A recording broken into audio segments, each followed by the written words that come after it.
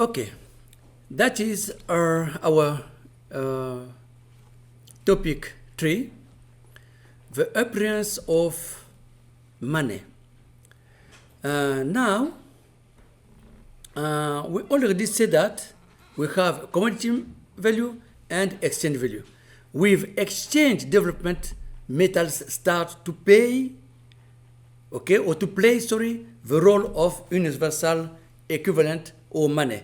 You see the first definition. When we are going to say what is money, the money is a specific goods, okay, who play the role of universal equivalent. That is mainly metallic money. Okay. Now I please you to pay attention to the next. There are several reasons that explain why the role of money was fixed for gold. That is first one. We already said it about it. Now, money, we see, we call is particular commodity which serves as universal equivalent. The necessity of money is a result of internal, okay, commodities contradiction solution. To understand the fundamentals of money, okay, we should study its function. It's very important to see the function of money, okay, for to understand the essence of the purpose of money. What is the function of money? The money have 5 functions. First, that is the measure of value, exchange value, and commodity value. The second is the medium of circulation. Second. Third, the mean of saving. We know what is saving means. We have income minus expenditures. We have saving. We have save. And third, the means of payment. We have money. We can pay for something. We can pay for salaries. We can pay for goods. We can pay for any other things we have. And the 5th function is universal money. Universal money. We can say that the definition of money is from the 5 functions of money. Now, how to measure a value? How to measure value? To measure a value, we must use money. That's the reason why we say money is a measure of commodity value. Next, measure of price. Money is a measure of price. This function is related with measure of price. Measure of price, that is a mechanism by which the half content of metal in the money is founded, is determined. A second element is the medium of circulation. Okay, that is a money, okay, ability to be changed in the commodity exchange. We call in another word a formula: money, commodity, money. Money, commodity, money. The act of purchase and sale in indivisible in a time of space and space. The next element is a means of saving. means of saving. That is a function of accumulation. Okay, to save, you have your income. It depends a part or amount of money you save some percent. Okay, and first time, second time, and so on. That is accumulation. That is same. That is saving, means of saving.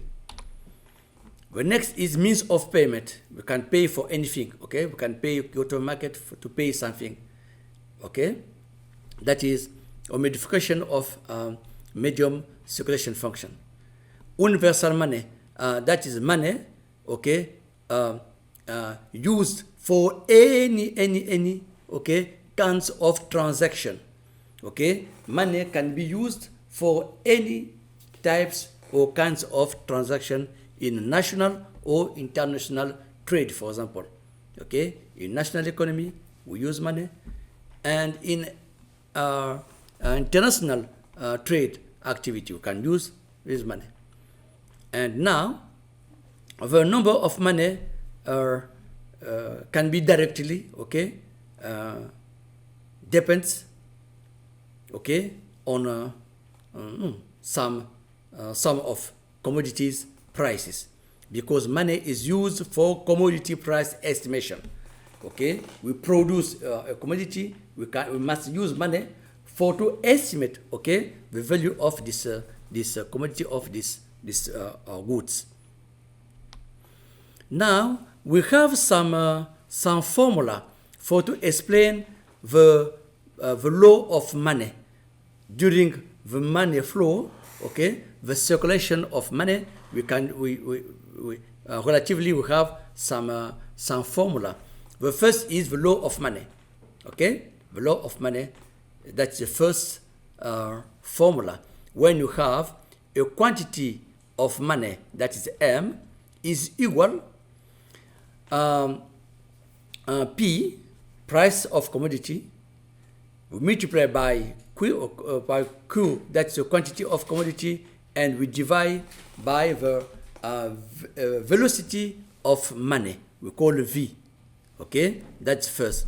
A second is the law of value. When we have M, okay, that is quantity of money, can be found using this formula.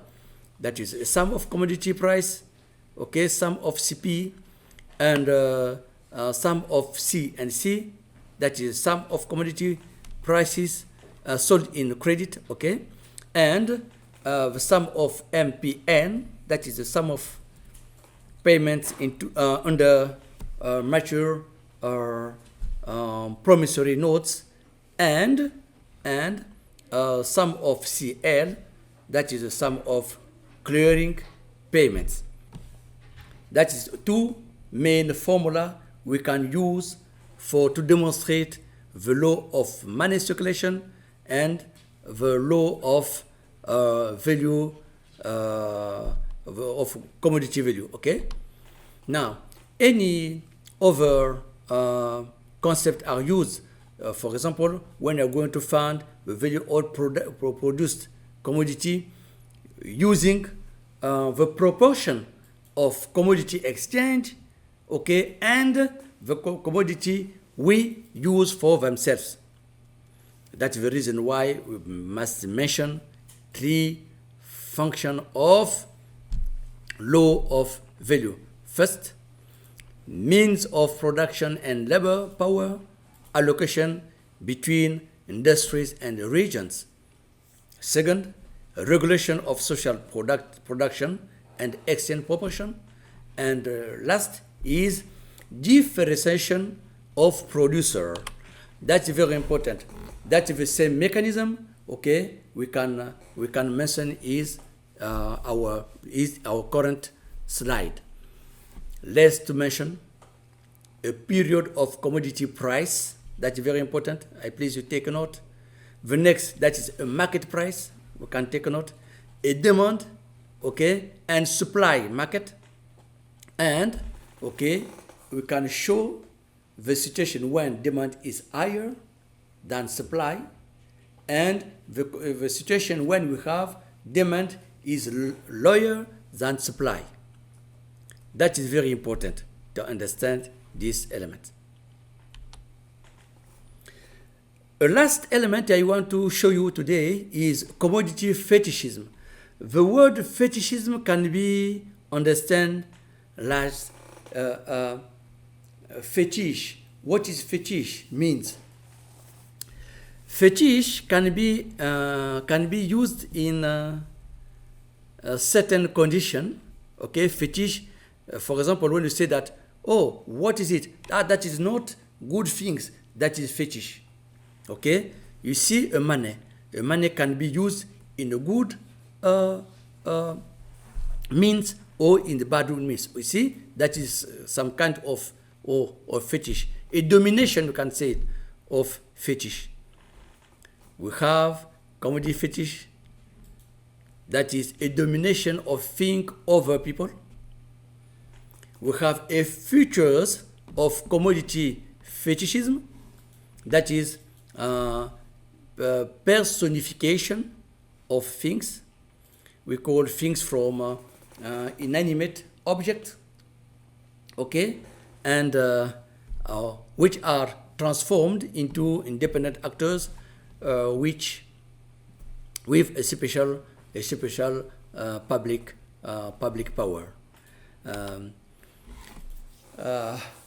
Now, due to the fact that we already said the essential during our today's meets, okay, we have some small conclusion, mainly simple commodity, okay. We see that simple commodity was based on individual private ownership of the means of production and on individual labor, such as individual handicraft and farming. What this kind of element can be noted. Another element is the polarization of the simple commodity producers at the hand of feudal society. We know in the economy we have many societies during the long period of the evolution of people. We have slave society, okay. We came after traditional archaic society, and we have feudal society. We take place after the destruction of slave society, and we have our modern capitalism, okay. We take place after feudalism, okay, linking the concept of mercantilism, the concept of physiocratism, and our today's work with, I don't know what is, that is mixed economy or another types of economy, okay, because that is no capitalism, that is anything but no clear capitalism. Next, the capitalist mode of commodity production is based on the capitalist processing the means of production and exploiting wage labor to get surplus value. That is correct. In our modern day, we are going to work, but the salary is very small. Karl Marx said that worker works for 12 hours, but get a salary only for 4 hours. The difference between 12 and 4 is about 8. The result of 8 hours is owned by capitalism. That is the origin of conflict between capitalism, okay, private owners and workers. That is the reason of social bunt or any other contradiction and antagonism in our modern societies. Now, due to the fact that we already discussed all our topics, okay, the topics of our today's plan, our time is over, okay, our today's time is over. Thank you very much for your attention, okay, and please you to see this material, to read some information in our lectures or in our many web material, okay. Thank you again for your attention. Goodbye and see you next time.